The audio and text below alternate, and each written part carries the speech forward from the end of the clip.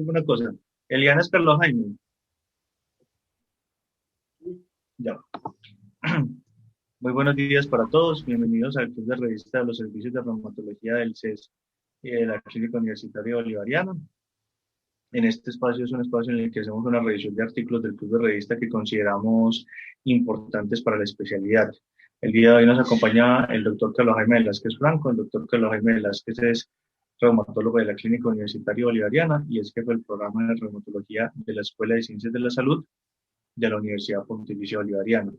Nos acompaña también el doctor Sebastián Herrera. El doctor Sebastián Herrera es médico reumatólogo y trabaja en ART Médica y en un consulta particular. Y es también autor de las guías PANLAR de lupus. Mi nombre es Miguel Meses, yo soy médico reumatólogo que trabaja en la Clínica Universitaria Bolivariana y nos acompañan los fellows y los internos del servicio. El día de hoy la doctora Diana Varela, que es fellow de primer año del servicio de reumatología de la Clínica Bolivariana, nos estará presentando un artículo por lo demás de mucha relevancia en el momento. Doctora Diana, buenas noches, tiene usted la palabra. Buenas noches, gracias, profe. Sí, este es un artículo bastante contemporáneo debido a la pandemia de COVID-19 que atravesamos. Entonces, este artículo que está recién publicado habla sobre los factores asociados a la mortalidad relacionada con COVID-19 en pacientes que tienen enfermedades reumatológicas. Este fue una alianza a nivel mundial que hicieron los reumatólogos para hacer un registro de estos pacientes.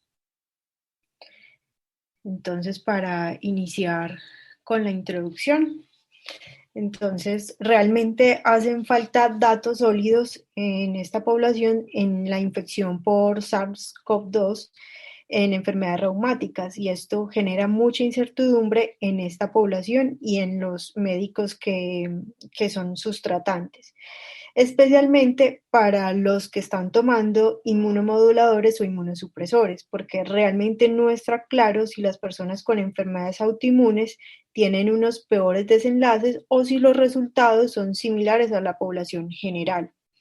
Además, hay algunos tratamientos para enfermedades autoinmunes o reumáticas que se han usado en COVID. Entonces, esto también genera mucho más incertidumbre y genera un aumento en las preguntas sobre el impacto de estos tratamientos en el desenlace por infección por COVID eh, en toda esta población. Entonces, se hizo antes un primer análisis en los primeros 600 pacientes recolectados que revelaron que a una edad mayor y tener más comorbilidades presentaban mayor hospitalización y tenían, pero en general, unos resultados similares a la población. Entonces, el objetivo de este estudio fue investigar los factores asociados con mortalidad en pacientes con enfermedades autoinmunes que tenían una infección por COVID y analizar a qué se asociaba este desenlace. En cuanto a los métodos, en cuanto a fuente de datos, entonces se hizo una alianza global de los reumatólogos que hicieron un registro observacional que lo reportaron los médicos desde marzo del 2020 hasta julio. Los datos eran ingresados de manera voluntaria por los reumatólogos o bajo supervisión de estos. Los pacientes eran elegidos por inclusión si tenían una enfermedad reumatológica ya establecida, o sea, preexistente, y un diagnóstico de COVID-19 confirmado. Los datos eran ingresados directamente al registro en los sistemas de entrada de los datos globales o europeos o eran transferidos desde los registros nacionales en el caso de Francia, Alemania, Italia, Portugal y Suecia. Usaron los datos ingresados hasta el 1 de julio del 2020. Los países fueron asignados a ser regiones dados ya por la OMS y en cuanto a América se dividió entre América del Norte y Sur. Dado que este registro fue dado todo de manera anónima, establecieron que no se requería un consentimiento informado. En cuanto a la estratificación de los pacientes dentro de los grupos diagnósticos, las enfermedades autoinmunes o reumáticas difieren en cuanto a los fármacos modificadores de la enfermedad y pueden tener lo que hicieron ellos fue estratificarlo por los fármacos para disminuir la heterogeneidad y también hicieron definieron unas categorías diagnósticas, que eso está mejor aquí en la figura 1.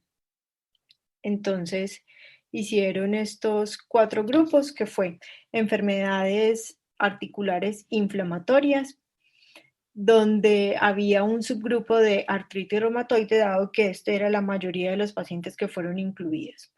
También el siguiente grupo fue enfermedades del tejido conectivo y vasculitis, y entre otras enfermedades estaban incluidas la gota, las inflamaciones oculares, las enfermedades por IgG4 y pues entre otras.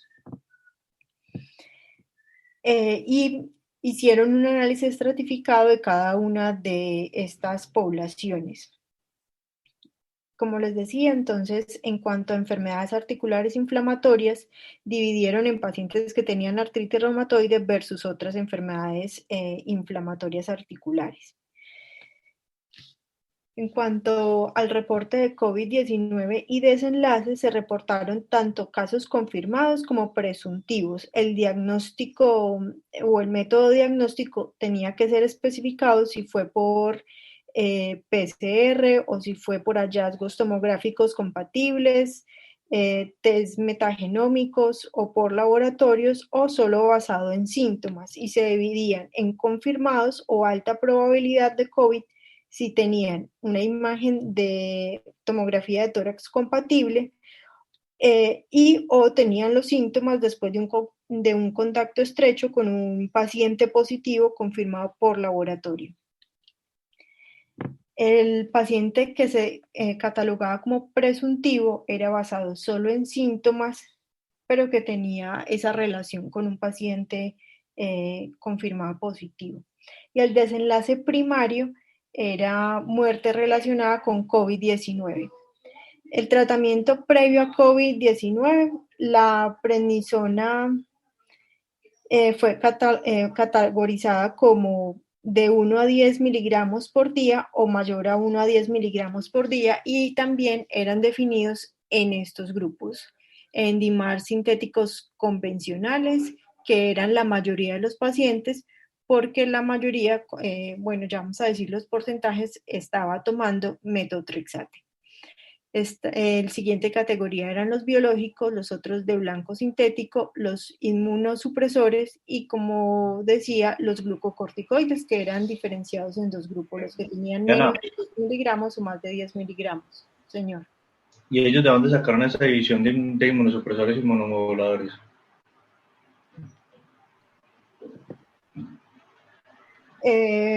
No, ellos, pues aquí en métodos no estaba claramente definido, no sé. Sí estaba. De la referencia 15, ahí está, de abajo, en Treatment Prior to COVID, que ellos dicen que es la clasificación basada por Isaacs y Burmeister. Sí. Perdón, sí. Y esa clasificación hay que tener cuidado porque el problema es que en un artículo usted le citan muchas cosas, pero no todo lo que le citan es así.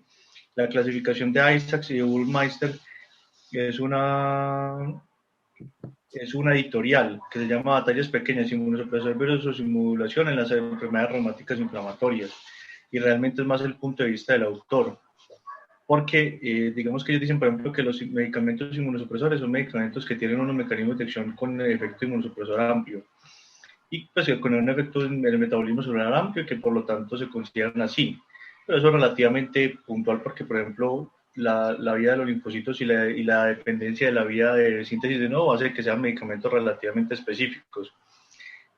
Y por el contrario, dice que los medicamentos con función específica, como por ejemplo los inhibidores del factor de necrosis tumoral y demás biológicos, son medicamentos que no son inmunosupresores sino inmunomoduladores, y que los inhibidores, por ejemplo, JAK, que un inhibidor panquinasa como motofacitinib es un inhibidor, es un inmunomodulador.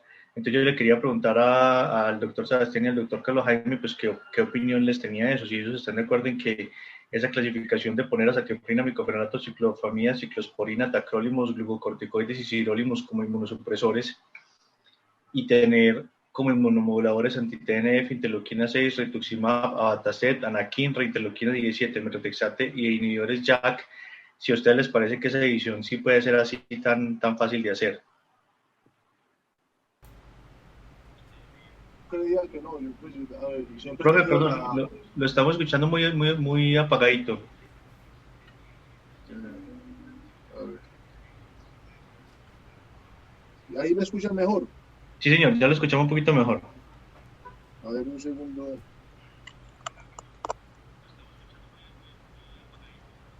¿Y ahí cómo me escuchan? Peor. Todavía lo escucho peor. Ya. Yo trato de arreglar el audio. No ya, ahora sí. ¿Me escuchan? Sí, señor. No, que digamos que yo creo que más que el mecanismo de acción es como el efecto. Pues yo no veo, por ejemplo, a azatioprina específicamente como un inmunosupresor. Es un inmunomodulador, pues por lo que uno, por las indicaciones o en el contexto en que uno lo utilice.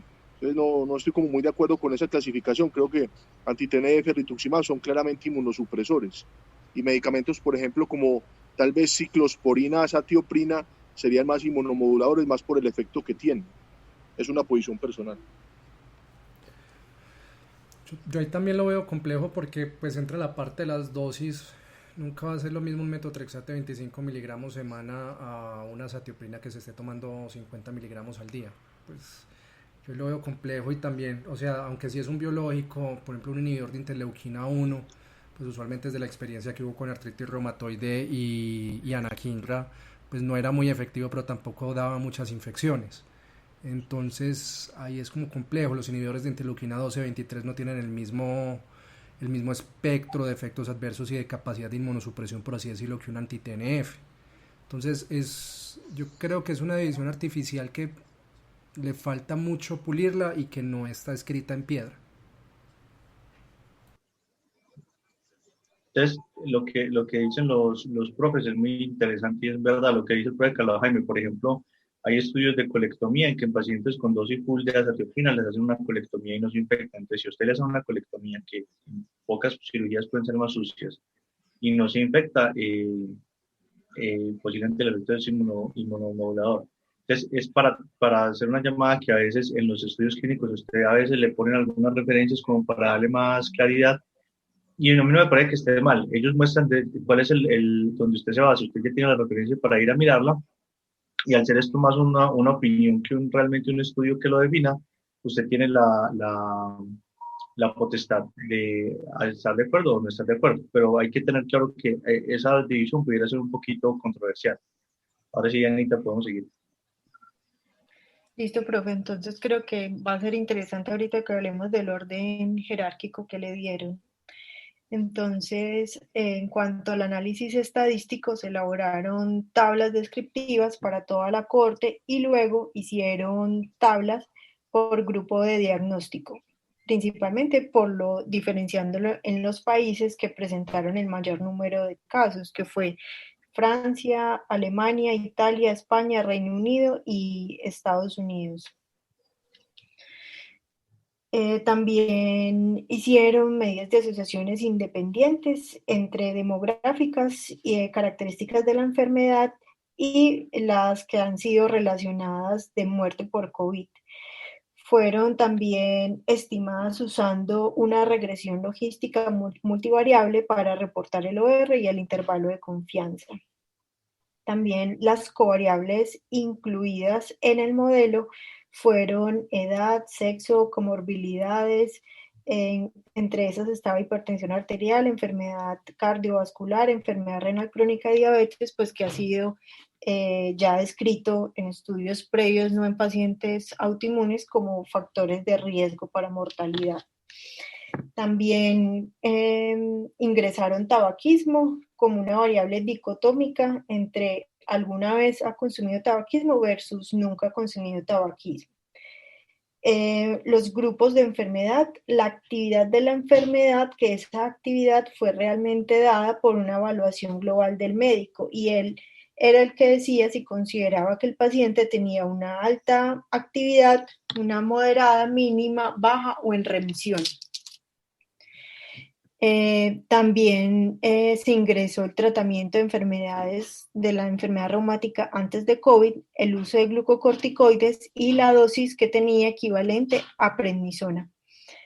Todos los pacientes con diagnóstico confirmado o presuntivo, que ya dimos las definiciones, fueron incluidos. Los pacientes que tenían datos faltantes para edad, sexo, DIMAR, que eran 19 pacientes, falta de resultados de PCR, que eran 82 pacientes, fueron excluidos.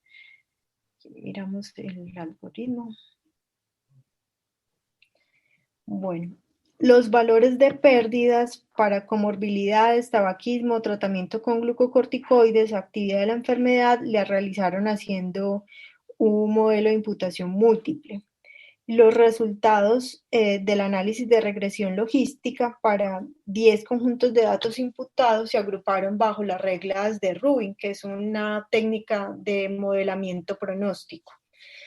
Y los pacientes que tenían más de una enfermedad autoinmune se hicieron un orden jerárquico por la experiencia clínica del médico para definir pues, que no hubiese colinealidad.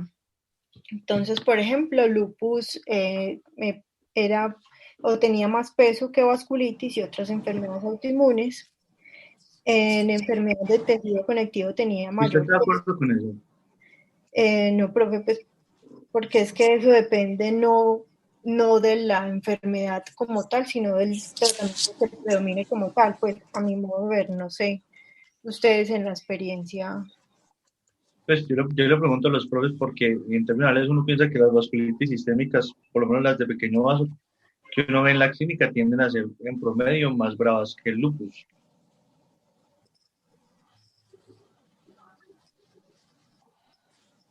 Porque ahí también hay que ver pues la actividad para cada una de estas enfermedades. El problema de ser enfermedad autoinmune es que es una gran bolsa donde hay de todo, ¿cierto? Entonces hay condiciones, como tú dices, extraordinariamente graves, como un Wegener o como una microscópica, y en el otro lado pueden haber artritis reumatoide simples. Entonces la población es compleja. Pero yo les presento, para los que no lo han conocido nunca, al doctor Francisco Iván Vargas Grajales, que es otro reumatólogo a quien estimamos y queremos profundamente y que nos alegra mucho que nos acompañe el día de hoy. Ahora sí, se va a estar tranquilo. No, perdón, que es que yo quiero agradecer al doctor Chavarriaga que me hizo sentir como en aquellos tiempos de las auxiliares del Pablo, que me dijo, entre doctor. En verdad que, doctor Chavarriaga, gracias.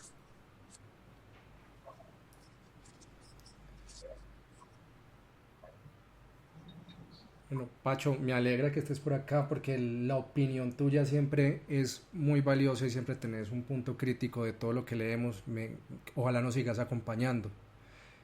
Tomando la idea que había dicho Miguel y pegándomelo de lo de Pacho, pues para mí personalmente la inducción de remisión de una vasculitis sistémica y más una ANCA positivo usualmente requiere mucho más inmunosupresión que un lupus eritematoso sistémico. Que hay lupus que se portan muy mal, que hay lupus que piden mucha inmunosupresión, pero en mi experiencia al menos, o con el sesgo que tengo donde he trabajado, generalmente las vasculitis sistémicas, sobre todo un ANCA positivo, usualmente piden mucha más inmunosupresión.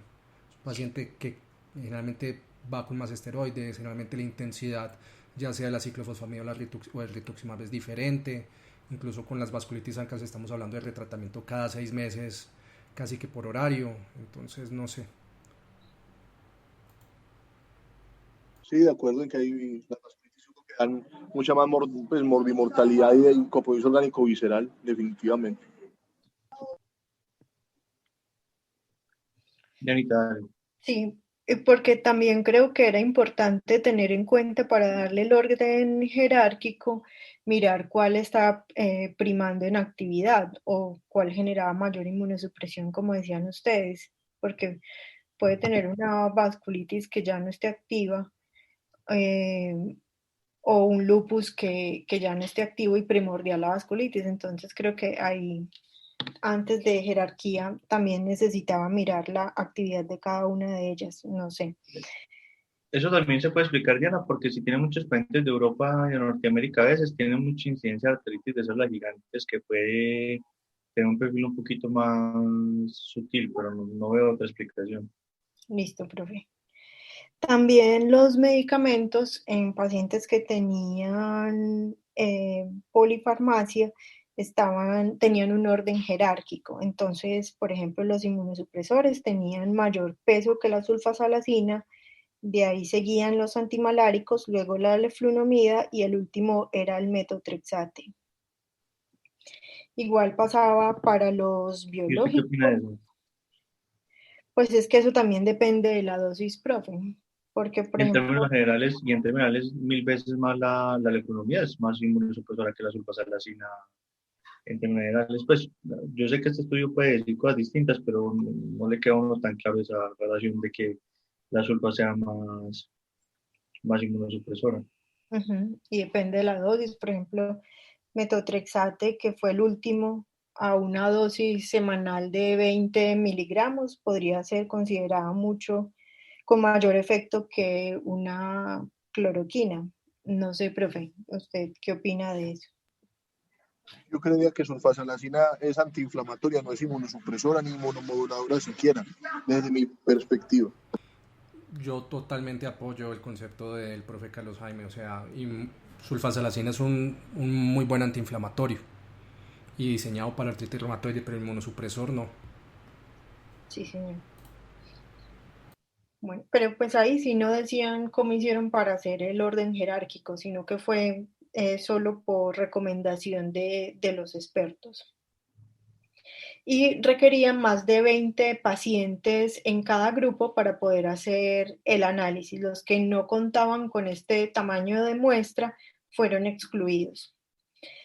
También se hizo un análisis de sensibilidad adicional donde se realizaron para evaluar la estabilidad de los resultados, entonces limitaba a pacientes COVID, probable o muy probable, usar un resultado alternativo a muerte o ventilación mecánica, usaron un número reducido de covariables para mirar el riesgo de sobreajuste. El otro fue hacer un análisis que controle explícitamente por país utilizando los datos de esos principales 6 países. Y la otra forma de análisis de sensibilidad que hicieron fue un análisis estratificado para variables binarias para evaluar la interacción y poder mirar la colinealidad para llevar a un modelo de regresión. Y ahí, en cuanto a los resultados, ¿o quieren aportar algo más a los métodos? Todos los pacientes son europeos, ¿cierto? Profe, fueron 65 pacientes. Yo busqué, por ejemplo, Colombia solo hubo un centro que aportó pacientes, que era uno que se llama Sanitas Providencia, que queda en Cartagena.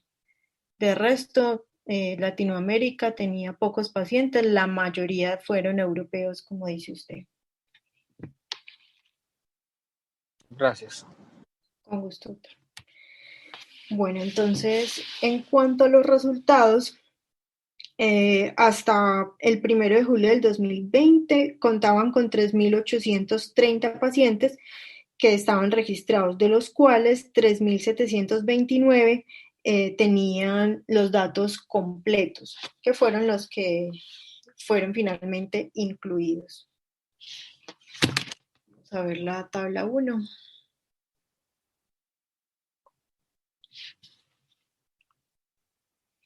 Entonces, ¿cuáles eran las características de los pacientes y los desenlaces de COVID-19? Entonces, la edad media de los pacientes era de 57 años, más o menos 15.7 años. La mayoría de los pacientes, o sea, en un 69.3% tenían menos de 65 años y el 68% de los pacientes eran mujeres. La enfermedad más común fue la artritis reumatoide y la segunda fue la enfermedad del tejido conectivo diferentes al lupus en un 14.7%. El lupus estaba presente en el 10.5%. La artritis psoriásica en el 11.8% y otras enfermedades inflamatorias articulares no psoriásica era del 11.6%. Los pacientes, como preguntaba el doctor Vargas, eran principalmente de Europa en un 62.1% y Norteamérica aportó el 29.6%. Cerca de la mitad de los pacientes, el 47.5% tenían mínima o baja actividad de la enfermedad. Un tercio de estos, el 32.4%, se encontraban en remisión antes de la infección por COVID. Un cuarto de todos los pacientes... ¿Cuánto están en remisión? En remisión, el 32.4%, doctor. Bueno, gracias. Con gusto. El 24.5% de los pacientes habían fumado alguna vez en su vida. La mayoría de los pacientes tenían diagnóstico confirmado por prueba en un 77.7% y el 2.4% tenían una alta probabilidad de infección dado la imagen compatible más un contacto positivo confirmado. La muerte ocurrió en el 10.5% de los pacientes. De estos, el 68.7% de los que murieron tenían más de 65 años, que va muy de acuerdo pues a la población general. Cerca de la mitad de los pacientes requirieron ser hospitalizados, que fue el 49%. De estos, el 6.2% requirió ventilación mecánica invasiva y de todo este grupo de pacientes que era hospitalizado en UCI, el 40.8% de los pacientes fallecieron. ¿De ahí algo, profes, que les llame la atención, que quieran discutir? A mí, o sea, aunque hay cosas que vamos a precisar más adelante, a mí este artículo sí va cambiando el discurso que yo le daba a mis pacientes con autoinmunidad y coronavirus, porque es que empezamos a migrar de un discurso de, a no ser que haya demasiada inmunosupresión, el riesgo de complicación y muerte es muy similar a la población general, a un discurso de, ojo, que parece que hay una alta tasa de hospitalización y en esa alta tasa de hospitalización hay una alta frecuencia de muerte, pero igual esto tiene sus peros, que me imagino que los hablaremos más adelante, pero sí va cambiando, pues como que la recomendación ya se va volviendo un poquito más cauto. Sí, señor. Es que me parece que es crítico que miran que solamente están en remisión el 20%, ¿cierto? 26% de los pacientes están en remisión. Cuando uno mira las tasas de mortalidad en Colombia por COVID en general están cerquita al 4 o al 3, a menos que vivas en Montería, que la mortalidad puede ser del 14. Pero mira que la mortalidad en Colombia está muy por debajo de Europa. Me llama la atención que hay una mortalidad que es 5 veces la mortalidad explicada en Colombia, pero los pacientes están muy activos. El lunes salió una calculadora, pues yo no la conocía, en Medscape, de riesgo de muerte por COVID, ¿cierto? Y es curioso, aparece en Medscape de acceso gratuito. Hoy que la conocí, ingresé a varios pacientes con riesgo de muerte por COVID. Y es curioso que lo único que tenían los pacientes era la edad, porque no aparece ningún autoinmune como factor de riesgo de muerte. Y los pacientes que calculé hoy, el riesgo de muerte era como el 3%. Entonces, un riesgo de una mortalidad del 20% y 40%, pues mucha gente se les moría, mucha. Y como dice Sebastián, eso es muy preocupante, porque entonces o nuestros pacientes se comportan diferente o les tenemos que decir una cosa completamente diferente a la que le hemos dicho. Así es, profe, porque nuestra tasa de hospitalización en población general está alrededor del 10% y aquí estamos hablando de un 50%. La tasa de mortalidad en Colombia está alrededor del 3% y aquí estamos hablando de un 10%. Entonces, sí son cifras que llaman la atención, pero pues también más adelante hablaremos de los sesgos de inclusión, de lo que estaba pasando en estos países en el momento que los pacientes fueron incluidos, que no es la misma situación que está en Colombia. Bueno, entonces, en cuanto a comorbilidades, la mayoría de los pacientes, el 69.8%, tenían al menos una comorbilidad y el 20.5% tenían más de 3 comorbilidades. Recordemos que lo que se ha hablado, que entre mayor comorbilidades, mayor probabilidad de complicación. La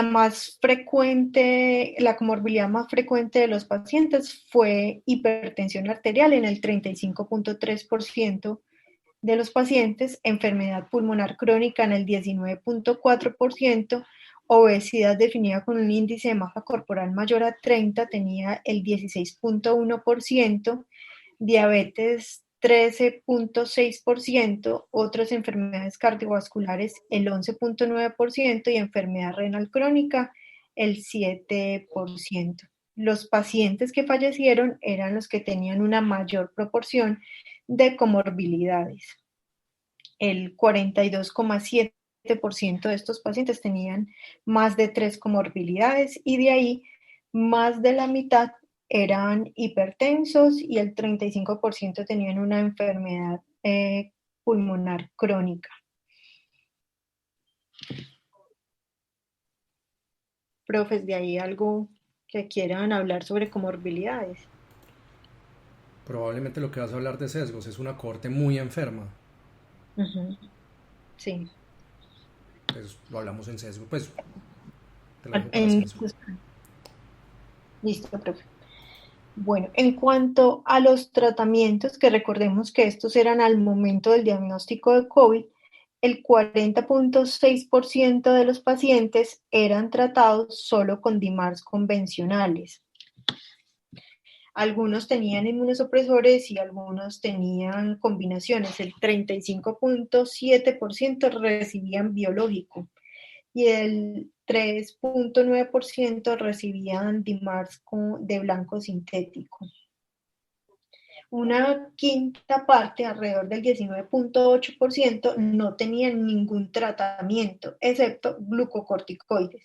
Y esta población fue mayor en los pacientes fallecidos, que era el 31.8%, casi que duplicaba el porcentaje.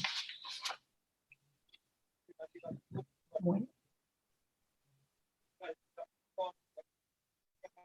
Entre los pacientes que no recibían ningún DIMAR, el 39.8% recibían glucocorticoides y el 9.8% recibían una dosis equivalente de prednisolona mayor a 10 miligramos por día. Las categorías diagnósticas más frecuentes son las enfermedades no específicas, el 23.4%, vasculitis 21.8%, enfermedades de tejido conectivo diferentes al lupus el 21% y artritis el 15%.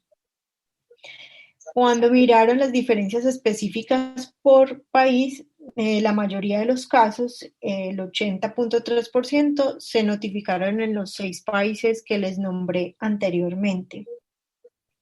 Y tenían unas diferencias notables en mortalidad, pero en general fue de 10.5% que ya les había comentado, pero en el Reino Unido fue el doble, el 20.9%, Italia era el 16.8%, Estados Unidos estaba por debajo en el 7%, Alemania 7.6%, Francia 7.8% y España 8.5%.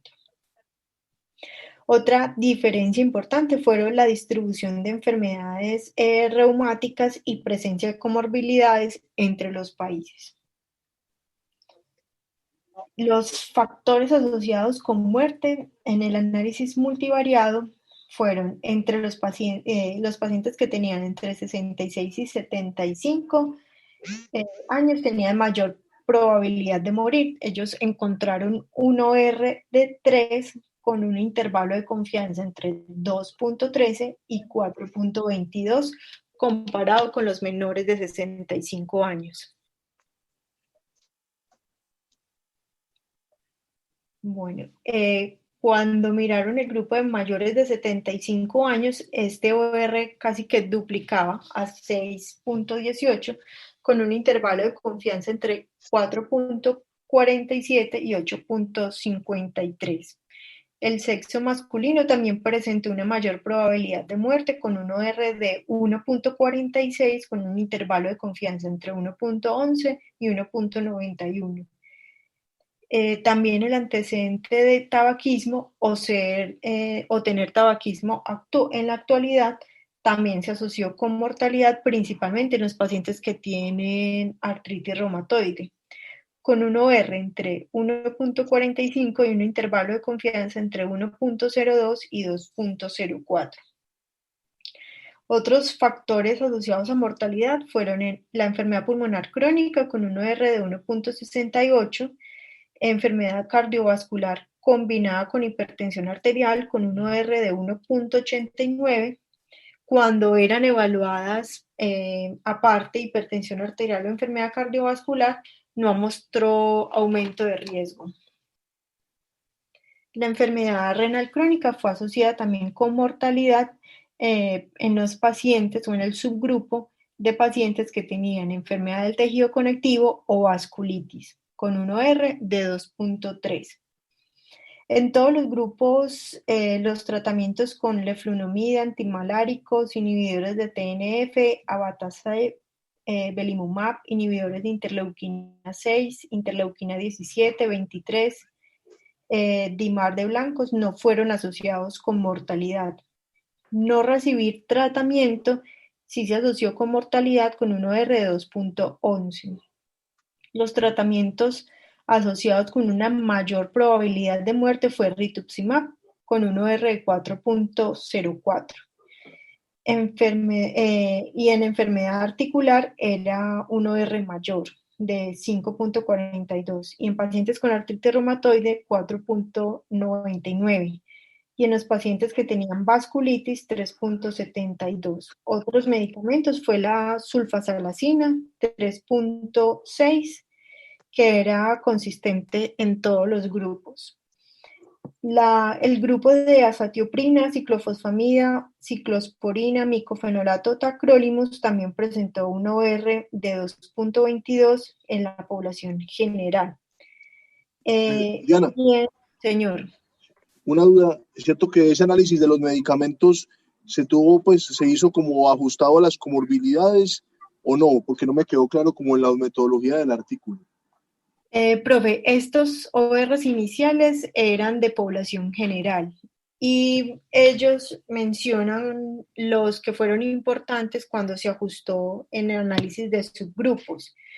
Por ejemplo, el rituximab dio en varios subgrupos positivo, sulfasalazina también, azatioprina solamente fue en el subgrupo de tejido conectivo y vasculitis. Pero los ORs iniciales fue en la población general. Ok. Listo. La sulfasalazina fue consistente en medicamentos combinados y aumentaba la mortalidad. Los glucocorticoides también se encontró asociado a una mayor mortalidad en los pacientes que consumían más de 10 miligramos al día de prednisolona o dosis equivalente en el momento que eran diagnosticados con COVID y tenían un OR de 1.69 y este OR aumentaba cuando era en el subgrupo de enfermedades del tejido conectivo y vasculitis, que el OR subía a 1.93.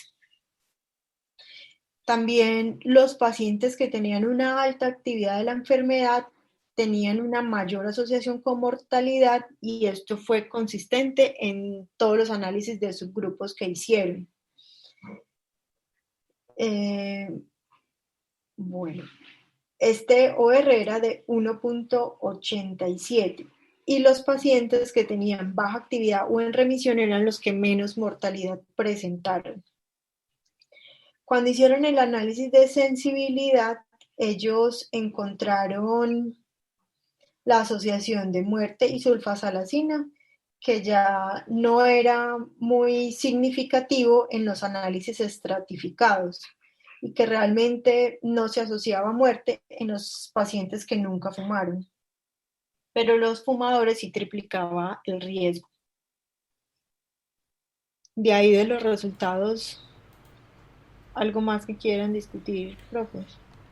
O que de pronto, pues es que meter a satiopenia y ciclofosfamida como en un mismo grupo de inmunosupresores, sí le queda a uno muy, Sí. pues muy difícil hacer como el análisis y también adelantándolo, pues porque uno, pues yo creo que en general uno se resiste a creer lo de la sulfasalacina, pues el único concepto es que estuviera como parte de terapia triple de artritis reumatoide más esteroide, pues con los esteroides, pues que de pronto ahí sí tenía un poquito más de plausibilidad, pero de resto sí, pues esos dos datos son los que a uno le quedan como, pues no lo dejan a uno tranquilo. Yo Ya no, creo, tan es arbitraria la clasificación como mencionábamos al principio del artículo, que mire que la sulfasalacina, que tenía cara de ser la más relajadita, les dio positivo. Y el rituximab, o sea, realmente los que le dieron positivo fueron inmunomoduladores más que inmunosupresores en la clasificación. Entonces, yo, eso demuestra que es una clasificación un poquito arbitraria. yo creo que esa sulfasalacina de pronto va a terminar siendo más es una confusión por indicación, porque mira, pues nadie esperaba, yo no, nadie se esperaba eso de la sulfasalacina, pero si vos empezás a ver realmente si la sulfasalacina, la mortalidad fue en aquellos que fumaban, pues probablemente esa sulfasalacina esté marcando esos pacientes con enfermedad pulmonar intersticial que nadie quería inmunosuprimir mucho, o ese paciente con mucha comorbilidad que en vez de pasarlo de metotrexate a montarle un biológico, le montaron la sulfasalacina para no inmunosuprimirlo mucho porque lo vieron muy frágil. Yo creo que de pronto sulfasalacina está marcando eso ahí y por eso dio ese resultado. Sí, yo creo que parte del problema también va en esto, el tamaño de la muestra, porque pues cuando hablaron de inmunosupresores, 38 de 276 tenían ese tratamiento, sulfasalacina 33, entonces vemos que casi que el tamaño de la muestra de sulfasalacina es casi que igual a inmunosupresores. Y cuando este tamaño de la muestra se lleva a un análisis estratificado, pues esa muestra va a disminuir mucho más y pequeños cambios van a dar grandes resultados. Creo que también de ahí puede tener parte del problema de lo que se encontró en los resultados. Pero igual, si quieren, esperemos a que lleguen más esos, porque eso también tiene otro lado por donde mirarlo. Uh-huh. Profesor, qué pena, quiero como adicionar algo. Dale, mijo. Bueno, con respecto a lo que estaban mencionando, la sulfasalacina, digamos que en el artículo lo que decía es que los reumatólogos estaban utilizando este medicamento que, como ustedes dicen, es un medicamento, digamos, que compromete menos la función inmune, inmunomodulador, lo estaban utilizando más en pacientes con alto riesgo, es decir, pacientes con más infecciones torácicas al año y, digamos, enfermedades pulmonares más severas. Entonces, como ustedes dicen, profe, puede que haya sido eso lo que explicó de pronto el aumento de la probabilidad de muerte, más que el medicamento. Sí, Anderson, lo que tú dices es verdad, y es que lo que decía Sebas, que posiblemente la sulfasalacina esté seleccionando una población. Y lo que decía el doctor Carlos Jaime no es un tema pues para ignorar tampoco, que es que la sulfasalacina se le da a la persona con la que usted probablemente está muy limitado para tratamiento y lo que le falte de tratamiento lo compensa con dosis de esteroides. Y a veces tendemos a pensar, incluso los artículos del mes pasado y antepasado lo mostraron, tendemos a pensar que 10 miligramitos de esteroide no le hacen daño a nadie, pero los últimos estudios han mostrado que 10 miligramos de esteroide o más le pueden hacer mucho daño a una persona, si sean dosis que parecieran más cómodas, con las que nos sentimos cómodas en el día a día. Entonces eso siempre hay que tenerlo presente. Dale, Edith. Listo, entonces en cuanto a pues para iniciar la discusión, primero hay que valorar pues que es un estudio que intenta una cooperación global, que es hasta el momento es el registro más grande hasta la fecha de pacientes con enfermedades reumáticas y COVID-19. Que se encontró pues que la enfermedad con una actividad moderada o alta tiene una asociación significativa con mortalidad, y que esto muestra la importancia del control de estas enfermedades. Que tener en cuenta que otros factores que encontraron fue la edad, el sexo masculino y tener varias comorbilidades, lo cual ha sido consistente con la descripción en otras poblaciones. Bueno, digamos que ahí no se describe nada raro porque el 5-factor score, por ejemplo, para vasculitis ya había descrito edad. Y comorbilidades como falla renal y otras cosas pueden afectar. Entonces, básicamente, usted ahí tiene tres conceptos grandes. Más edad y más comorbilidades implican menos reserva de órganos y menos capacidad de resistir el proceso inflamatorio. Nosotros tenemos un amigo a quien apreciamos mucho, que es el doctor Santiago Naranjo, que es intensivista, que dice que el COVID es una infección que desencadena una tormenta reumatológica. Entonces, eso es una cosa. Y la otra cosa que es muy importante en estos pacientes es la vieja pregunta mañosa que le hacen a uno de si los esteroides aumentan o bajan el riesgo cardiovascular, que la respuesta es depende. Si usted está activo, le baja el riesgo cardiovascular. Una cosa parecida pasa acá. Si usted tiene actividad y está con una actividad no controlada, la terapia inmunosupresora posiblemente ejerce un efecto benéfico porque va a quitarles inflamación, porque obviamente una tormenta inflamatoria que produce el COVID en el contexto de una inflamación de base va a tener muchísimas más posibilidades de generar complicaciones. No sé los profes qué opinen de eso. En este estudio, Pacho, te nos fuiste. Se le fue la voz, profe. En este estudio, el rituximab no incrementaba la mortalidad también. Sí, señor. O sea, todos los medicamentos que consideramos seguros aumentan la mortalidad. Completamente de acuerdo con lo que decían aquí los compañeros. Tienen que ser que es un sesgo y que la población está más enferma. Porque entonces estamos muy equivocados, porque darle Rituxi y sulfasalacina los mata más. O en el caso del Rituxi, será que había demasiada vasculitis. Exactamente. Yo creo que también hay que tener en cuenta una cosa, y es que estos datos fueron recolectados en los peores picos de los países, que esos países tuvieron un colapso completo del sistema de salud y que muchas veces tenían que definir quién entraba y quién no entraba a unidad de cuidado intensivo. Entonces, eso también impacta si tienen mayor edad, mayor comorbilidad, está en un tratamiento inmunosupresor, pues eso también va a impactar en la mortalidad de forma directa y de forma indirecta. Entonces, eso también puede ser un riesgo que aumenta la mortalidad acá.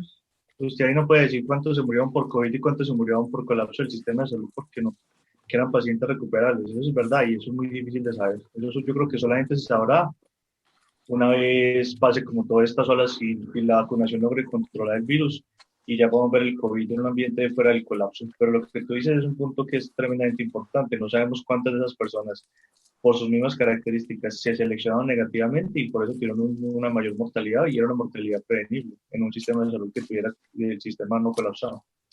Sí, exacto. No, que de pronto yo quería volver al punto que de pronto Sebastián mencionó al principio del discurso hacia los pacientes, porque aquí digamos que es importante lo de los medicamentos, pues con los peros que tiene, pero también es muy importante que los pacientes estén activos de la enfermedad. Entonces yo no sé, pues lo que le preguntan a uno los pacientes, pues o la pregunta que uno le dicen es, doctor, ¿y si a mí me da COVID, suspendo el medicamento?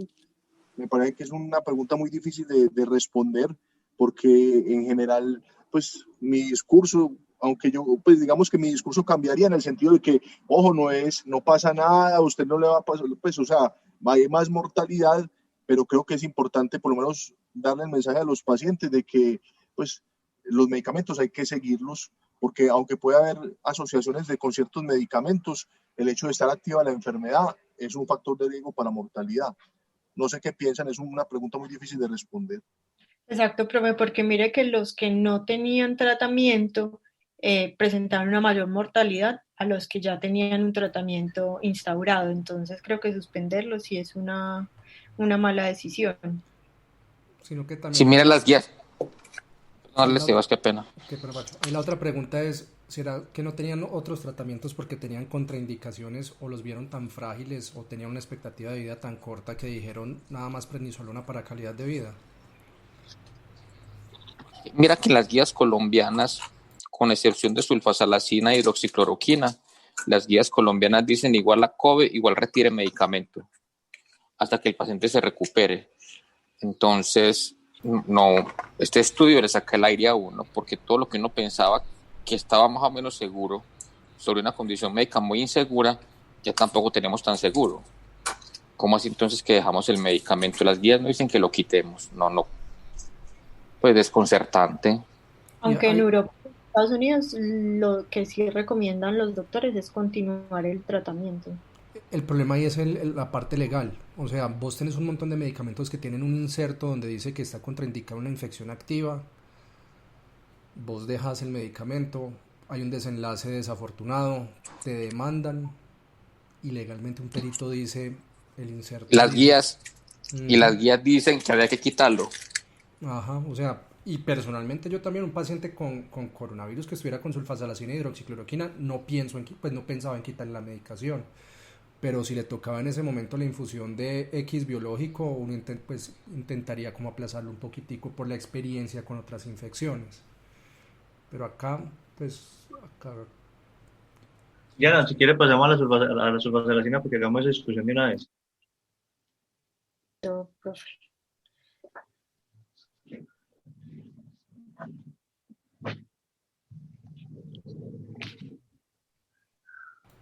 Bueno, igual dejo esta tabla porque aquí está representado. Lo que ellos hablaban en la discusión de sulfasalacina no era mucho tampoco.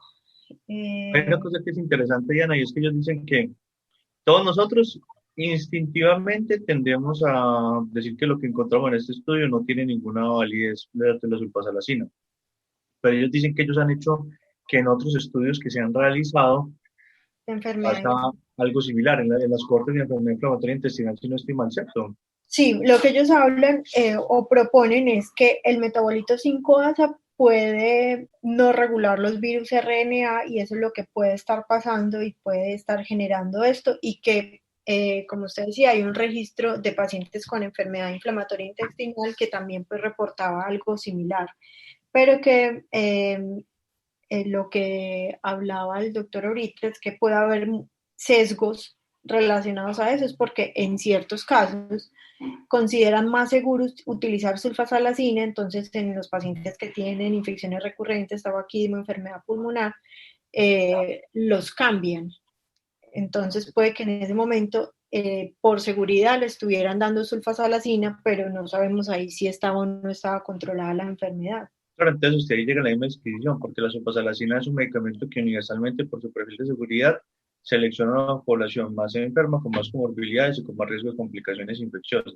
Pasa en AR, pasa en enfermedad inflamatoria intestinal y pasará en toda enfermedad donde se utilice. Entonces usted puede que a lo largo de distintas enfermedades, pero también es un llamado de atención. Yo pienso que uno con esto no va a satanizar la sulfasalacina, porque de hecho me siento mucho más tranquilo con un paciente con sulfasalacina que con muchos otros medicamentos, pero el hecho de que ya en varios cortes se haya visto si hace lo que sirve para lo que sirve la ciencia, y es que la ciencia tiene que ser reproducible. Si el mismo hallazgo se encuentra reproduciendo el experimento, o en este caso, en una población distinta, pero se encuentra el mismo hallazgo, sí es importante hacer otros estudios adicionales, y eso debe llamar la atención para solucionar esa duda de una manera científica. Exacto. Entonces, uno tampoco sabe, profe, porque en esos momentos es que los sistemas de salud de los principales países que aportaron los pacientes estaban colapsados y muchos pacientes decidieron no seguir tomando medicamentos. Entonces, de pronto muchos médicos también dicen, no, tome solo glucocorticoides o tome sulfasalacina, que le ayuda más o menos, y eso puede estar generando ahí un sesgo de lo que estamos viendo. Entonces, creo que es muy difícil digamos que el llamado ahí es que eso es lo bonito. Aquí estamos viendo cómo se hace ciencia, cómo se surge la ciencia en medio de una pandemia. El llamado ahí es, yo pienso que hay que confiar en la sulfasalacina. Tenemos muchos estudios, no por un solo reporte vamos a cambiar todo el concepto que tenemos, pero también siempre tener, uno debe ser tan rico que a veces tiene que ser rico en dudas también, porque como le decía Borges, la vida es una tautología. A veces las repeticiones nos están diciendo algo. Tenemos que tener un poquito de ojo y mirar hacia dónde va cogiendo la ciencia sin prejuzgar, sin llenarnos de juicios a favor o en contra. Por ahora yo pienso que es un medicamento seguro. Yo no cambiaría drásticamente mi concepto de sulfasalacina en el manejo de los pacientes. No sé los profes qué opinen, pero yo creo que es para vigilarlo en el tiempo y para mirar dónde aterriza ese globito y dónde va quedando ese concepto. De pronto lo que uno tendría que decir es lo que decía Sebastián, pues que en ese momento agudo, y decía Pacho, es pues suspender el medicamento. Pues digamos que muchas veces están con dosis de esteroide, de estrés, o si están hospitalizados o en cuidado intensivo, pero mientras esa etapa aguda, pues que en el mejor de los desenlaces sería 2 semanas, pues sí suspender ese medicamento y después reiniciarlo, pues se le ocurre a uno.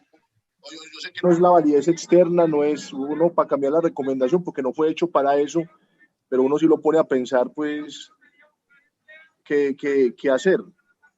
Yo creo que lo que el profe Carlos Jaime nos dijo, y nos lo dijo muy bien, yo creo que se puede ir en dos partes. Antes de la tormenta y durante la tormenta. O sea, antes de la tormenta usted tiene que tener al paciente con la menor actividad posible, con su tratamiento, idealmente el que ya venía tomando y venía tolerando, ¿cierto? Y cuando usted ya tiene la tormenta inflamatoria, ya tiene la infección por COVID, pues usted tiene que suspender todos los medicamentos y dejar solo aquello que sea eminentemente necesario. Pues yo pensaría que eso es como la conducta más salomónica. Y obviamente cuando el paciente ya termine, amén de la duda que queda de que algunos pacientes con terapia inmunosupresora puedan ser infecciosos un poco más de tiempo, pero yo creo que ya después de la tormenta, ya uno lo que tiene que hacer es volver a restaurar el manejo usual, tratando de ver que no se presenten complicaciones inflamatorias o autoinmunes del COVID que a veces pueden pasar. Sebas, ¿tú qué opinas? Yo creo que, pues a mí me preocupó mucho cuando salió esto, pero es por la sulfasalacina. Yo de hecho, y lo acepto durante todo este cuento de la pandemia, cuando los pacientes me han dicho, no, que pereza el metotrexato, que pereza inmunosupresión, sobre todo estos pacientes el que ya venía controlado con metotrexato aprendió a querer el metotrexato, pero el que recién se le hizo un diagnóstico de alguna artropatía inflamatoria o enfermedad autoinmune durante la pandemia, ofrecerle metotrexato era complejo, porque pues mira, te voy a inmunosuprimir, hasta el momento la evidencia no lo sugiere, pero muchos pacientes que decían, igual me da mucho miedo el metotrexate, yo personalmente les ofrecía sulfasalacina. Listo, la sulfasalacina es un medicamento, pues no es la primera elección, pero sos un paciente que tiene una R, no estás demasiado activo, sulfasalacina usualmente la consideramos que es antiinflamatorio, no inmunosupresor, de pronto estamos más seguros con esto. Ya acá no me cambia de todo el discurso, pero ya tiende uno el discurso a que sea más, mira, independiente con lo que sea, busquemos a tenerte en remisión, porque la sulfasalacina pues sale un interrogante que puede que no sea tan seguro, o sea, no es que sea inseguro, puede que no sea tan seguro como te lo estaba vendiendo yo, y definitivamente sí es peor que estés activo. Entonces, si nos toca en mitad de esta pandemia ponerte un biológico, ponerte un inhibidor del TNF, un inhibidor de coestimulación, lo que sea, es peor que estés activo a esa inmunosupresión adicional que te voy a ofrecer, porque tenemos que controlar esa actividad. Entonces yo creo que es como, ese sería el mensaje que yo le dejaría al paciente, o sea, porque yo estaba muy bueno, inmunosuprimirte más en mitad de esta pandemia, y esto a pesar de los resultados que no nos esperábamos, como que sí refuerza la idea de, es mejor que esté en remisión con lo que necesite, a que de pronto lo tengas por ahí dando vueltas con sulfasalacina y 10-12 miligramos de prednisolona. Y quizás ahí lo más importante, lo que tú dices, si uno va a empezar un biológico, va a empezar medicamentos y tiene que escoger, y hay opción, medicamentos con vida media corta que uno pueda retirar más fácil cuando se produzca la infección. Sí, claro. Y creo que Definitivamente. también hay una oportunidad para, en los países que no han tenido colapso como el nuestro, pues completo, como lo tuvieron ellos, poder mirar en la población que toma sulfasalacina si es verdad o no que aumenta la mortalidad.